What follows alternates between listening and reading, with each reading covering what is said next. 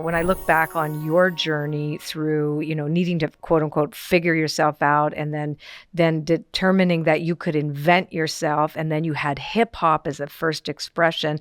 And at the same time, because I know you were introduced to divination before that, right? And the two kind of went side by side because it's a way for us when we use language itself is oracular.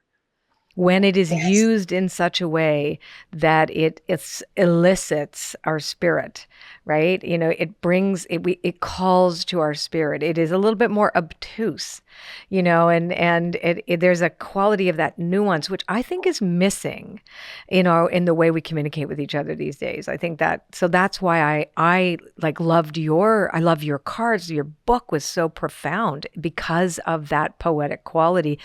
Because poetry is an invitation to the soul. Would you agree? Yes, it absolutely is.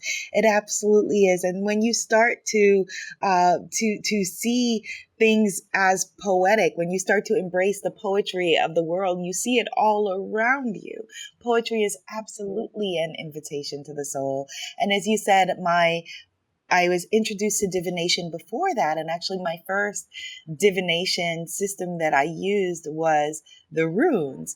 And it's interesting because then I would make my own runes on paper until someone told me that I shouldn't or couldn't have access to runes because culturally it was out of alignment, which I totally disagree with now. But at the time, I was like, oh, okay, well, I don't want to do anything that's out of alignment. And this person is saying this. And so I shut it down.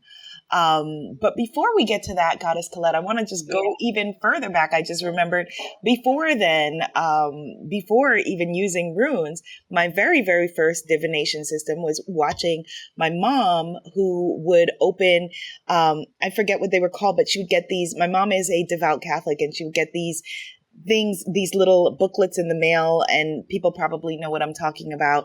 And when you open them to a teaching, that's divination. Right. So folks who are biblical, for example, who open the Bible and that's just find a teaching. Bibliomancy. Right. Yes, it's bibliomancy. Yes. Yeah. Yes, absolutely. And so that's divination. So a lot of folks, it seems like, oh, wait, it's a leap. But for many of us, like, you've been doing this, but you just didn't know what you were doing, that you were doing divination. Oh, I love that. Okay, if you like this podcast and you want to see more, just click over here and you'll get to see more clips from this interview. If you just want to listen, well, if you click there, you'll listen to the entire interview, available to you on any one of your favorite podcast channels.